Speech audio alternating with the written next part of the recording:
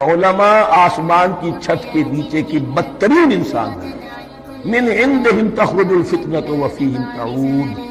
فتنہ انہی کے اندر سے برآمد ہوگا، انہی میں گھس جائے گا، یعنی ان کا کام فتنہ انگیزی، مخالفت، جنگ و جدال، بھڑکانا، اپنے اپنے فرقے کے لوگوں کے جذبات کو بھڑکاتے رہنا اور مسلمانوں کے اندر اختلافات کو ہوا، یہی ان کا کام ہے۔ آج ان کو ہم علماء کہتے ہیں، ان کی عظیم اکثریت اس کیفیت سے دوچار ہوتی ہے۔ جب مذہب اور دین پیشہ بن جائے